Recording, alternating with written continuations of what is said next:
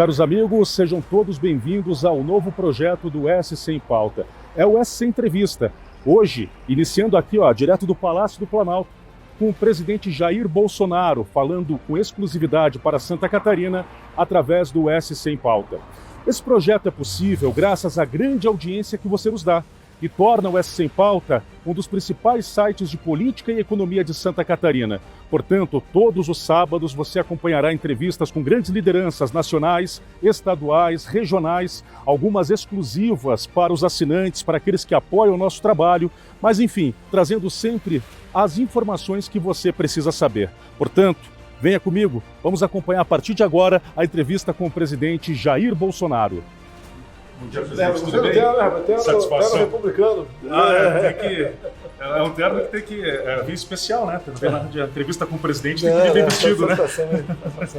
Satisfação minha, muito obrigado aí por me receber. Espero poder colaborar. Olha, você está aí realmente fazendo algo anormal. Estou há 2 meses sem falar com a imprensa. Eu sei disso, e por isso estou muito agradecido. Muito boa tarde a você que acompanha o nosso trabalho no SC em Pauta para toda Santa Catarina. Hoje estreamos um novo projeto, o SC Entrevista.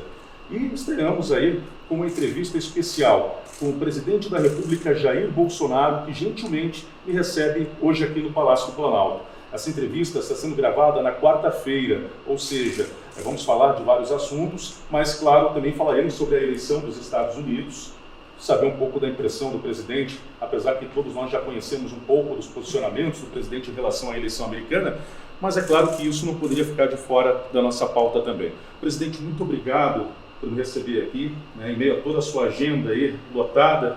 É um prazer falar com o senhor mais uma vez. Manda um abraço para Santa Catarina, o estado que me deu pela primeira vez o primeiro lugar em pesquisa, né? Então, tenho uma dívida de gratidão muito grande com esse estado. Eu estou há mais de 2 meses sem falar com a imprensa. Mas tenho certeza que contigo trataremos de algo bastante produtivo, né? Para o nosso país, que precisa cada vez mais realmente de boas notícias. Nós temos boas notícias para dar a todos. Presidente, eu quero começar com um assunto um tanto difícil para o senhor, que é da sua saúde depois do atentado, né? O senhor sofreu um atentado durante a eleição. Como é que ficou a sua saúde depois disso, né? De que forma afetou a sua saúde e de que forma afetou a sua vida também como pessoa depois daquela tentativa de assassinato que o senhor sofreu? O que eu posso dizer, a experiência que eu tive, ninguém precisa temer a morte. Se um dia ela vier, ela vai acontecer realmente, né? Eu lembro do ato em si, parecia que foi uma bolada de futebol de salão na barriga, né? E não sangrava, obviamente na região abdominal não sangra, porque tem muitas cavidades aqui, o sangramento é para dentro. E ela cortou uma veia bastante importante. Cortou não, perfurou. E a cirurgia demorou, foi bastante longa, foi por questão de minutos que eu fiquei vivo lá em Juiz de Fora, depois fui para São Paulo. O total foram 4 cirurgias, a última durou 7 horas. Então, realmente foi uma facada que agrediu, né, em grande parte o organismo. Isso se associa à idade. Eu estou com 65 agora, né? Tinha 64 na época. Você vai chegar lá um dia. Então, estou bem. Logicamente, parei de fazer algumas atividades, a não ser caminhar e nadar, mas estou muito bem, né? Para a gente manter um certo preparo, para a gente enfrentar um governo que é bastante, não digo complicado, é cansativo. Problemas não faltam, mas graças a Deus temos uma boa equipe de 23 ministros que colaboram e muito, né, para que o povo brasileiro possa viver da melhor maneira possível. Até a questão da pandemia em si, né? O senador Jorginho, ele foi o autor do projeto que tratava do Pronamp, um programa de apoio a pequenas e microempresas, né? Gastamos, se não me engano, 32 milhões com esse programa. E para esses pequenos empresários foi muito bom, porque você paga a taxa Selic mais 1,25% ao ano. E a taxa está em 2%. Quem sonharia um dia ter no Brasil um empréstimo, né, pagando 3,25% de juros? Isso ajudou a manter muito emprego no Brasil, de modo que, tirando a China, o Brasil é um dos países que melhor se saiu no tocante à economia. Tanto é que nós perdemos em torno de 1 milhão de empregos. Eu digo apenas, né? Mas é bastante emprego perdido, somando com 13 milhões que já tínhamos do governo é anterior. Agora, o grande baque foi em cima daquelas pessoas que chamam de invisíveis, né, os informais. São 38 milhões de pessoas, mas que no final das contas chegaram em 67 milhões, que foram beneficiadas com o auxílio emergencial por 5 meses, R$600, e por mais 4 meses, R$300. Alguns reclamam que diminuiu. Isso não é dinheiro que tinha no cofre, né? Não é dinheiro que nós tínhamos, isso é endividamento. E nós temos um limite para nos endividar. Agora, o que a gente quer com isso, né? O objetivo foi atingido no primeiro momento. Quem não tinha renda, R$600 ajuda. Pode ser pouco, pode, mas ajuda. Tá? E de modo que nós estamos aí fazendo o possível para a economia pegar e a partir do ano que vem voltarmos à normalidade. Pois é, o ministro Paulo Guedes costuma dizer que foi dinheiro injetado na veia do brasileiro, né? Ou seja, o senhor acredita que entre essa ação e o Pronamp foram as principais ações que fizeram com que a economia não tivesse um impacto maior, porque o Pronamp acabou aí também ajudando a salvar muita empresa e muitos empregos. Eu digo mais, o ministro Paulo Guedes até chegou a falar aí na casa de 1 trilhão de gasto até agora com a pandemia, né? O senhor acha que essas medidas, então, aí foram que realmente proporcionaram ao governo ter um resultado menos pior, podemos dizer assim, em relação aos impactos econômicos? Ações pré-pandemia também ajudaram. Nós temos a lei da liberdade econômica, que desburocratizou, desregulamentou muita coisa.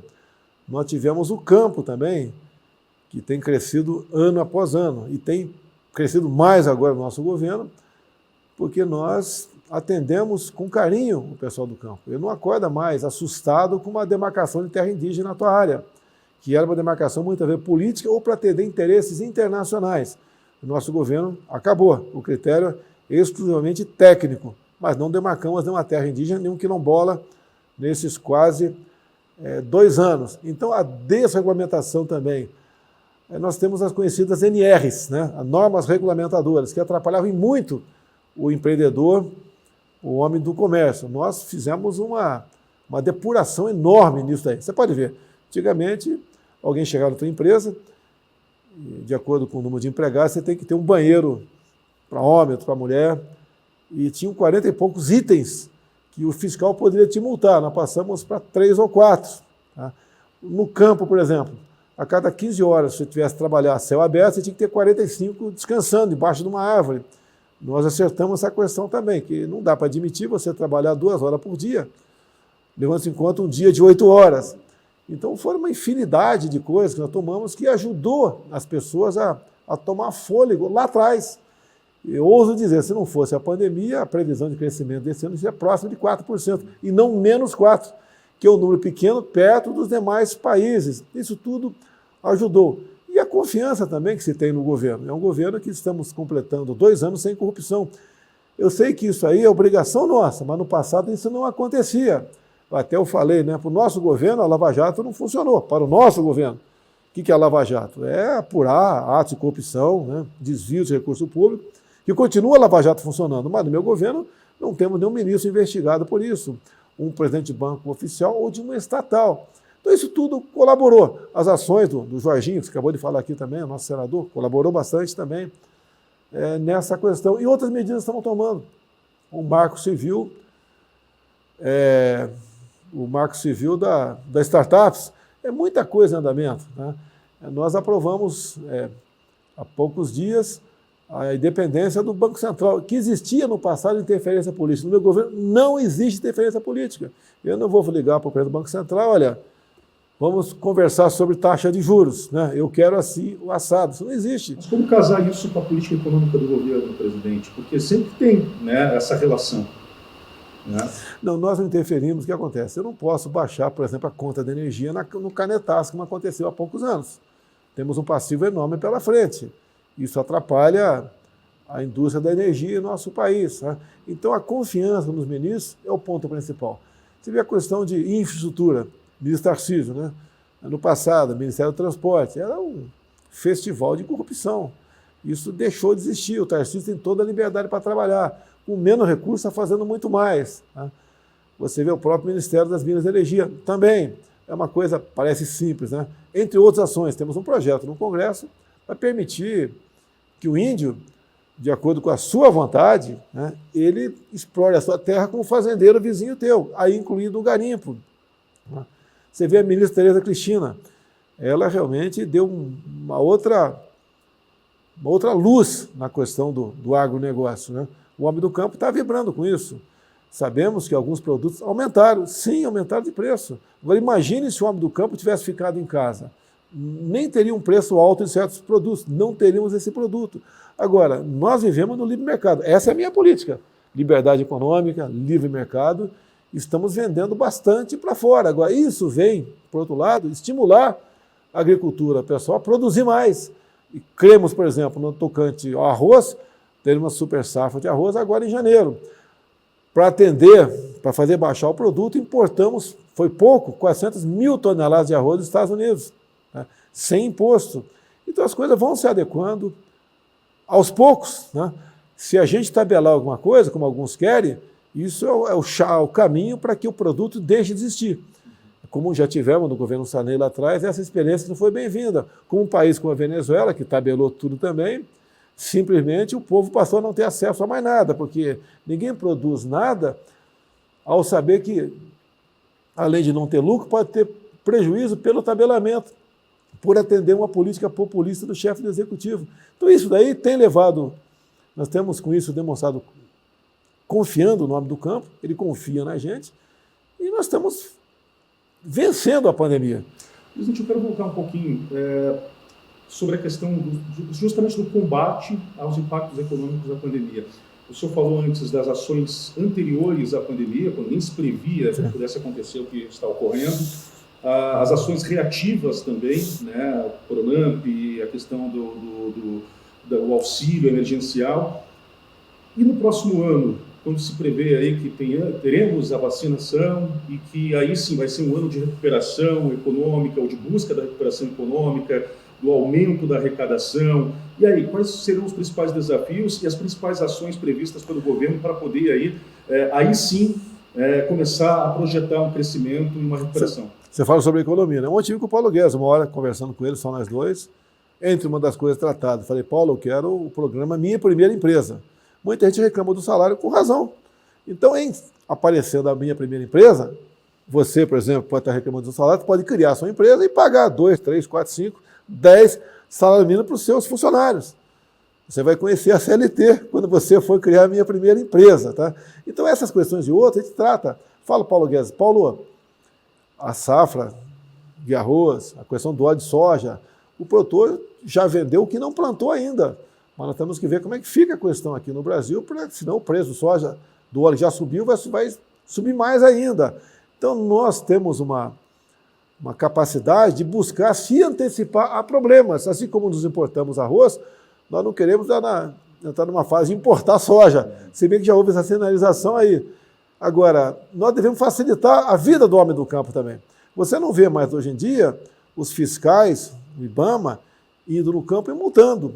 Qual a orientação nossa? O primeiro momento é adverti-lo, é orientá-lo. Num segundo momento, ao homem do campo se mostrar insensível a isso, daí a multa. Caiu muito a quantidade de multas no tocante também ao campo. Então estimula o homem a produzir mais. Cada vez mais nós buscamos produtividade. Não existe a figura de estarmos desmatando a Amazônia. A Amazônia não pega fogo, essa é uma verdade, mas essa narrativa, que muitas vezes sai de dentro para fora para tentar prejudicar o meu governo, e é potencializada lá fora, tem interesses internacionais. A quem interessa? Pois é, inclusive hoje, repito, nós estamos gravando nesta quarta-feira, o general Hamilton Mourão, vice-presidente, ele está, inclusive, em viagem, sobrevoando a Amazônia com alguns embaixadores, com alguns diplomatas, na verdade, para poder mostrar, né, as áreas. Foi até um convite que o senhor fez a eles. A que interessa, então, essa pauta da Amazônia de acusar o Brasil, na sua opinião, de acusar o Brasil de desmatamento? Ou o Brasil desmata? O que está na cerne dessa questão? Olha só, é um interesse econômico enorme. Nós concorremos com os commodities, com os Estados Unidos, né, com a Austrália, com a própria França, que é um país muito voltado à agricultura também. E nós aqui, hoje em dia, alimentamos 1,5 bilhão de pessoas no mundo. Daqui a 10 anos, a tendência nossa é alimentar 3 bilhões de pessoas. nós estamos partindo para 8 bilhões de habitantes no mundo. Então, o potencial do Brasil é enorme. Tá? E, obviamente, nós produzindo, nós somos concorrentes desses outros países. A minha ideia inicial não é nem convidar embaixadores, é convidar chefe de Estado. Mas sabia que eles não viriam. Se você voa, por exemplo, de Boa Vista a Manaus, você não vai ver fumaça em lugar nenhum. Você não vai ver 1 hectare de floresta no chão. Assim como outros pontos viajando, você vai ver a mesma coisa. A região da bacia amazônica não pega fogo. O que pega fogo, quase todo ano, é quase no mesmo lugar. Nós tentamos, via medida provisória, a regulamentação fundiária. Ou seja, você que tem, por exemplo, 100 hectares na região amazônica, tá? A gente já sabe que aquela terra é tua, você é obrigado a preservar por lei 80% disso, os 20% você pode trabalhar. E, eventualmente, desmatando novamente aquele pedaço, não entraria na estatística de desmatamento, e o tocante pega fogo é a mesma coisa. Então, essa campanha enorme contra nós é exatamente tentar desacreditar o governo brasileiro por questões econômicas e, internamente, interessa para quem quer chegar ao poder. Você vê, o próprio debate americano, por 2 vezes, o Joe Biden, na primeira vez, falou que vou arranjar 20 bilhões de dólares para o Brasil, e se o presidente não apagar o fogo da Amazônia, tá, nós vamos levantar barreiras comerciais contra o Brasil. Eu tenho que ter a minha posição, no mínimo a minha torcida, no tocante ao futuro presidente dos Estados Unidos. Nós não podemos interferir lá, como saiu na mídia esses dias, né, uma pessoa do governo falando isso aí. Que interferência nós poderíamos ter nos Estados Unidos? Econômica? Bélica? Nuclear? Cibernética? Qual a interferência? Nenhuma. Quando você interfere, eu posso interferir na tua vida se eu sou mais forte do que você. Você sendo mais fraco, você não vai interferir na minha vida. E é assim que acontece. Agora, mas, claro, com todo respeito, como chefe de Estado, há uma diferença entre ganhar os democratas ou os republicanos. Mas é claro que tem um peso. O presidente do maior país, podemos dizer assim, da América do Sul, da América Latina, a opinião que o senhor dá em relação à política americana. Isso é claro que tem uma repercussão nisso, né? Tem, nós temos muitos brasileiros que votam nos Estados Unidos. E um dos estados que mais tem brasileiro deu vitória ao Trump. Então está na cara que os brasileiros votaram no Trump. Tá? Mas teve uma interferência? Não, interferência não. Mas digo assim, o senhor acabou incentivando essas pessoas a votarem no Trump? Não, olha só, eu fui 4 vezes nos Estados Unidos. Tive 4 vezes, contando, uma vez não tive com o Trump nos Estados Unidos, mas outras viagens internacionais tive com o Trump. Há um bom entrosamento entre nós. Tá? Há um interesse americano na América do Sul, é natural, assim como o americano quer botar um fim na ditadura da Venezuela, assim como ele quer botar um fim lá, ele não quer, com toda certeza, que outros países sigam o caminho da Venezuela. E o Brasil é um país que eu entendo, creio que quem analisa um pouco a política, nós tivemos um passo no socialismo no Brasil com o PT, um crescimento cada vez mais do Estado interferindo na vida da população. Você pode ver, a economia não está reagindo até porque nós não somos estatizantes, muito pelo contrário. Não conseguimos privatizar muita coisa, porque não é privatizar, alguns pensam que é pegar a empresa e botar na prateleira quem quer comprar. Não, tem um trabalho burocrático enorme. O próprio Supremo Tribunal Federal diz que, para algumas estatais, não basta eu querer privatizá-la, né? Tem que passar no crivo do Parlamento brasileiro. Então, nos readequamos, nos acertamos, pretendemos privatizar sim, mas não dá para ser de uma hora para outra. Agora, isso é diferente da esquerda, que a esquerda sempre viveu com os seus alocados em estatais. É um ninho onde se cria, se procria, se cresce as pessoas de esquerda no Brasil, tá? Que atrapalha realmente o desenvolvimento da nação. Nós entendemos que quanto mais privatizar com responsabilidade, melhor é para a economia brasileira. Eu quero falar um pouco dessa questão do liberalismo, mas antes, eu acredito que Biden representa a volta dessa esquerda. O senhor tem essa visão a respeito dele? Ele tem um pensamento mais de esquerda, ninguém nega isso aí. Até os grupos que o apoiam nos Estados Unidos. Influencia. Ele influencia, lógico que tem o seu poder eleitoral lá, né? E, no meu entender, para a economia, para nossas relações, é muito melhor o Trump do que o Biden. Presidente, e a China? É um importante parceiro comercial do Brasil, sempre foi. Mas é claro que eu vejo que o senhor tem uma certa ressalva na China em algumas ações, né? E aí eu não vou falar só da questão da pandemia, que o senhor fez críticas também à postura da China e que, de fato, se nós formos analisar a forma como a China lidou com o início do coronavírus, de fato, há que se questionar mesmo por que foi feito daquela forma e se tivesse sido diferente, o mundo talvez não estivesse enfrentando toda essa situação. Mas o senhor tem essa ressalva, ou tem um afastamento, pelo menos se nota disso em relação à China.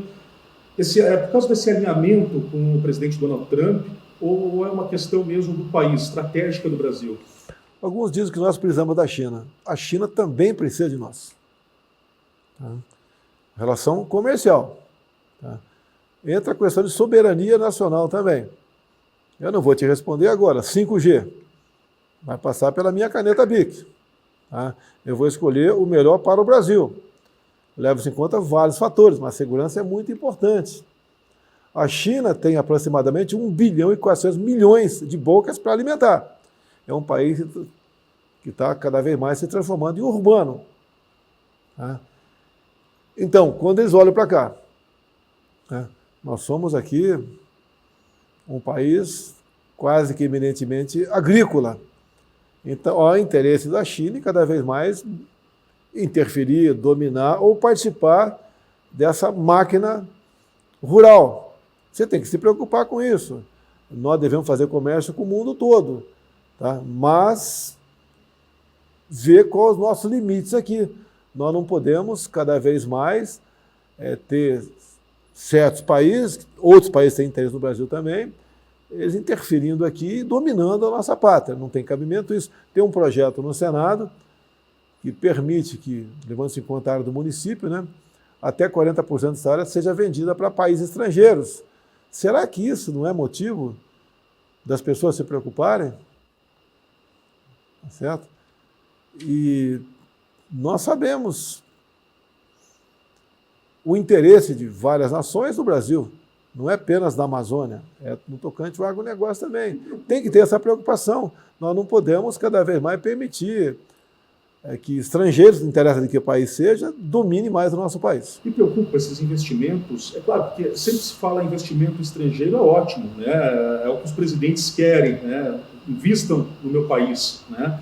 Mas devido a essa sua visão a respeito da China, lhe preocupa esses investimentos milionários que os chineses têm feito em empresas brasileiras, por exemplo? Qualquer investimento estrangeiro você tem que se preocupar, tá?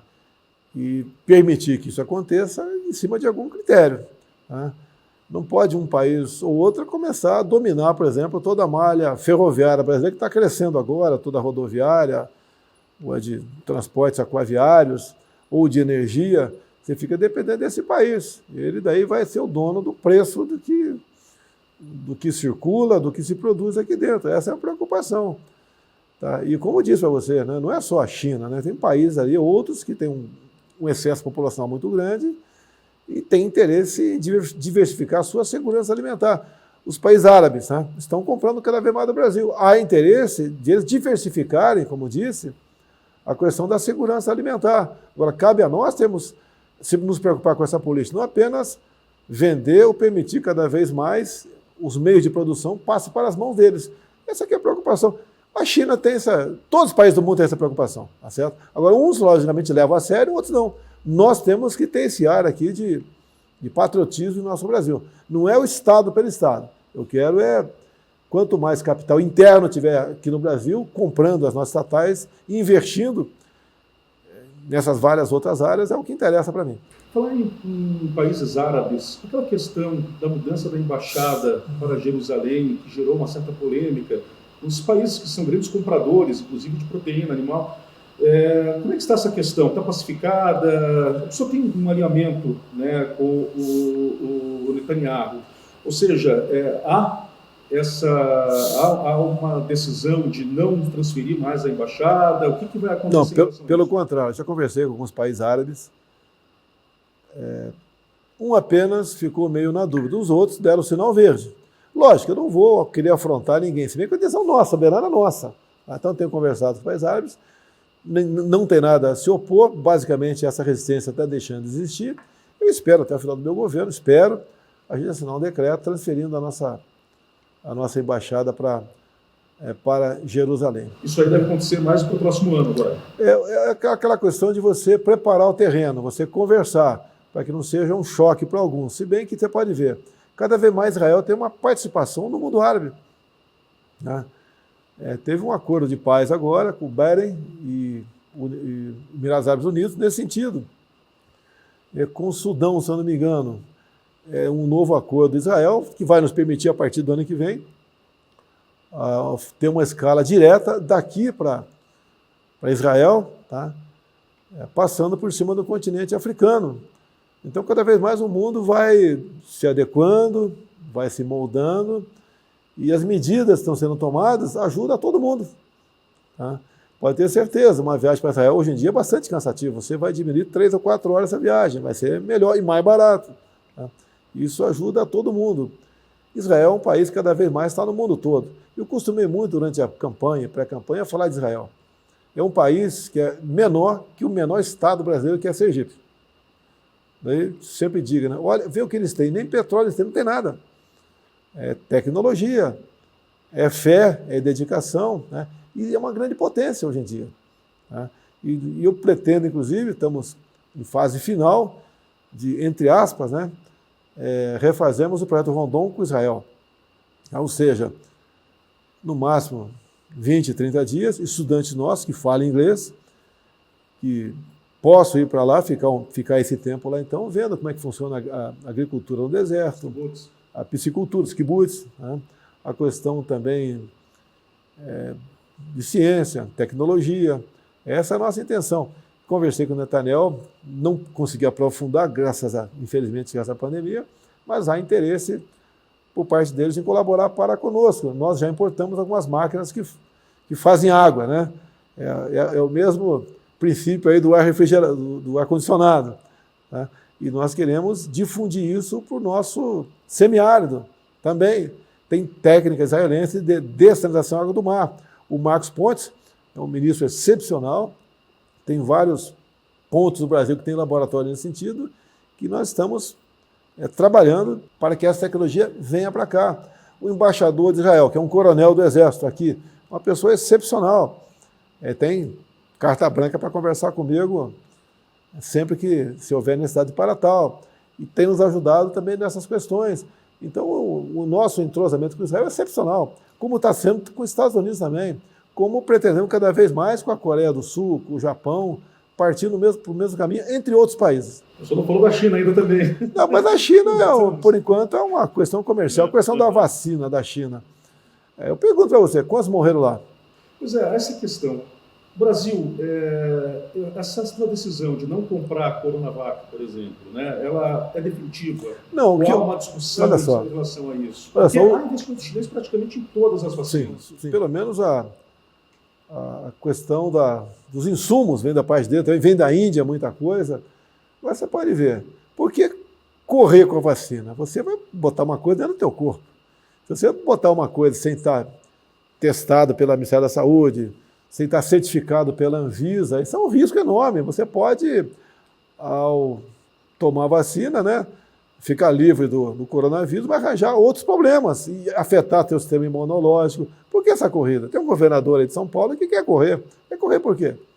Nós queremos algo que seja realmente confiável e que tenha garantido a sua eficácia. A vacina que menos durou do mundo, até a sua aplicação, levou 4 anos. Agora, essa corrida eu não entendo. E quer botar conta em cima do governo federal. Em havendo a vacina, a de Oxford está bastante avançada, nós, obviamente, vamos ter um plano para ela. Agora, pode, né, alguns falam que a vacina a partir de março, eu não falo data. Pois é, eu só acho que eu não erro falar isso. Em completamente errado. Completamente errado. O senhor estima para quando? Não tem estimativa, né? Estimativa é Ministério da Saúde e Anvisa. Eles vão ter que dizer que ela é eficaz e é segura. E outra coisa, jamais, no que depender do meu governo, ela será obrigatória, jamais. Isso aí é um programa de convencimento. Eu sei que tem muita gente idosa aguardando a vacina, mas ela tem que entender. Ela não pode tomar a vacina e ficar propensa a ter outros problemas, mais graves até que o próprio vírus. E outra coisa, vale a pena falar aqui, você pode falar, como é que eu inventei a cloroquina? Eu não inventei a cloroquina. nós começamos a investigar. O FDA americano, que é a Anvisa dele, estava experimentando isso daí. No Brasil, conversei com vários médicos que estavam aplicando a hidroxicloroquina, no início estava dando certo. Nós ligamos para a África subsaariana, embaixadores nossos, né? O elemento chegava lá com malária e com a Covid. Tomava hidroxicloroquina e se safava. Não precisa ser gênio para ver que a cloroquina, né, no início, a hidroxicloroquina era eficaz de forma experimental para o início da doença. Você acha que virou uma questão muito ideológica essa questão da cloroquina? Olha, é muito mais, alguns, mais do que sim, sem querer acusar ninguém. Né? A gente nunca vai esquecer a questão da ciência, mas é muito mais caro, é caríssimo tratar com a vacina, que não existe ainda. Alguns já entraram com ação no Supremo para obrigar uma vacina que nem existe. Nem existe, não foi testada. Eu te pergunto, a chinesa já foi testada? Já foi testada? Não. Já foi aplicada no seu povo? Quantos milhões de chineses já tomaram essa vacina? Você não tem esses dados aí.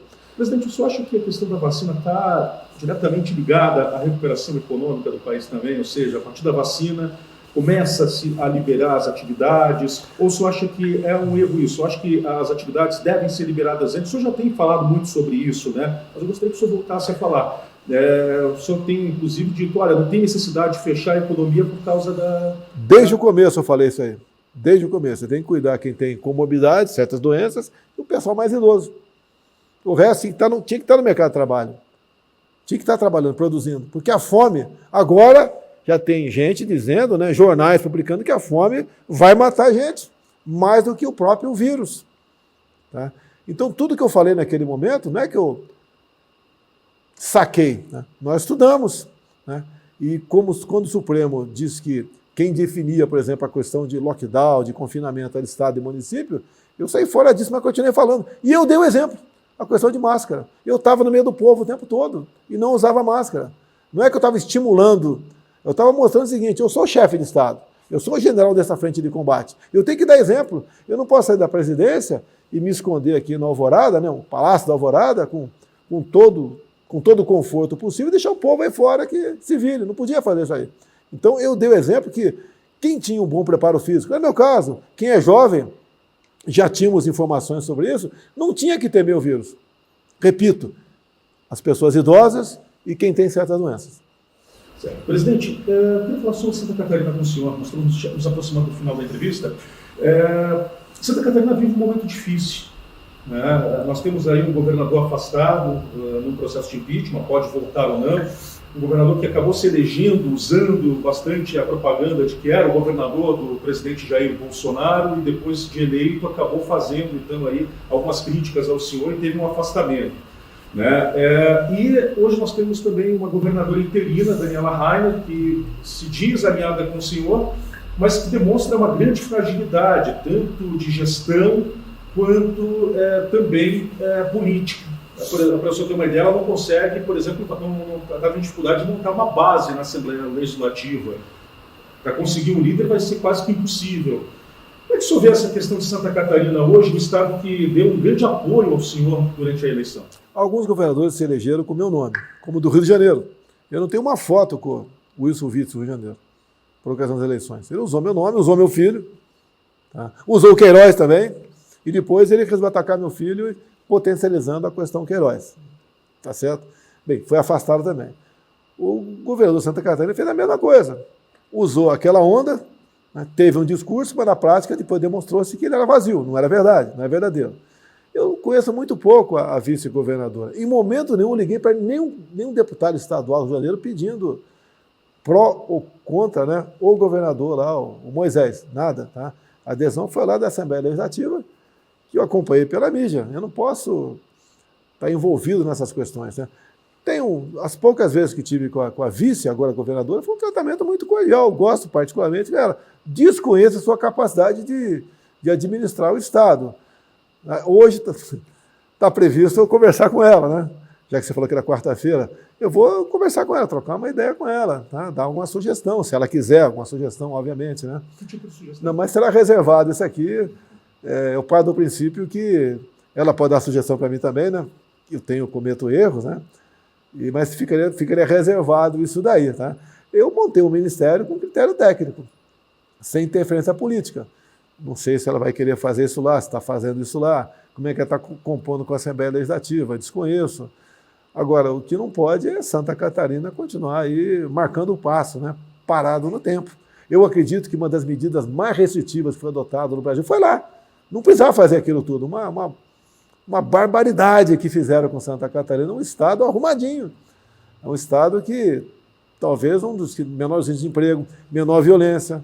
Tá? Um estado que tem muita coisa boa. E o governador que foi afastado mexeu nessa estrutura olhando no espelho e não vendo a sociedade como um todo e não conversando comigo. Podia ter conversado comigo, mas ele resolveu partir para o confronto também. Se reuniu o governador de São Paulo, que capitaneou alguns governadores consigo, né, para me criticar do que eu fazia durante a pandemia. E agora todo mundo vê que estava no caminho certo. Né? Até a questão da hidroxicloroquina, vitamina D, que nós zeramos impostos, a questão dos mais jovens trabalhar, não fechar escolas, né? Viram que estava certo. Não foi uma loucura da minha parte, foi estudando com pessoas boas do teu lado, sem o viés político, né? Técnico, científico e voltado para a medicina, nós conseguimos. Se tivesse o Moisés seguido nossa orientação aqui, se bem que ele não pediu, resolveu se afastar, com toda certeza não seria afastado. As críticas também que ele fez. Fez muita crítica também, que eu prefiro não entrar em detalhe aqui, né? Mal entrou na política, já se achava que era o dono da situação. Bom, agradecer a sua assessoria, já está pedindo para a gente terminar, vamos terminar agora. É só uma última questão. Frente a essa relação mais distante com a governadora interina e, sobretudo, com o governador afastado, que lhe fez duras críticas, inclusive, hoje a sua relação com Santa Catarina, ela está mais próxima ao quê? O senhor falou do senador Jorginho Melo, por exemplo, que inclusive ele é seu vice-líder agora também no Congresso Nacional. É o senador Jorginho Melo, são os parlamentares, esses são... Tem mais parlamentares, mas se eu falar aqui e esquecer de um, vai ficar chateado comigo. Tem uma relação boa. As portas da presidência aqui estão abertas à nossa governadora agora. É lógico que eu não posso ter muito tempo voltar. São 27 governadores do Brasil, né? Tem 503 deputados, tem uns 100 que querem ir para audiência comigo, que trazer uma ideia, trocar uma ideia, tudo bem. Tá? Mas Santa Catarina, o que for possível a gente fazer, com os recursos que nós temos, está à disposição. O próprio senador Jorginho Melo deu uma tremenda contribuição, não só para Santa Catarina, mas para o Brasil todo, para o Pronamp, uma proposta dele. E os parlamentares votaram favorável a isso. Muitos parlamentares do Brasil todo, Santa Catarina não é diferente, as suas emendas são impositivas, tá? São para obras que interessam a todo mundo, não uma obra mais escondidas, né, que sempre existia, era comum no passado. Eles estão mais abertos agora, realmente lutando por aquilo que interessa para eles, tá certo? E para o seu Estado. Esse é o trabalho parlamentar. Na sexta-feira vou estar na capital de Santa Catarina na formatura de 600 policiais rodoviários federais. E já convidamos a governadora a comparecer. Muito obrigado mais uma vez ao presidente por me receber aqui no Palácio do Planalto, na estreia do nosso SC Entrevista, mais um programa do SC em Pauta. E agradeço então aí, numa próxima oportunidade, quem sabe voltamos a conversar, tá bom? Mais uma vez, muito obrigado. Será um prazer. Um abraço, Santa Catarina. E assim encerramos esse programa de estreia do SC Entrevista, agradecendo, como sempre, a sua grande audiência e, é claro, voltamos na próxima semana com mais uma entrevista aí de impacto para Santa Catarina. Um abraço a todos e até a próxima.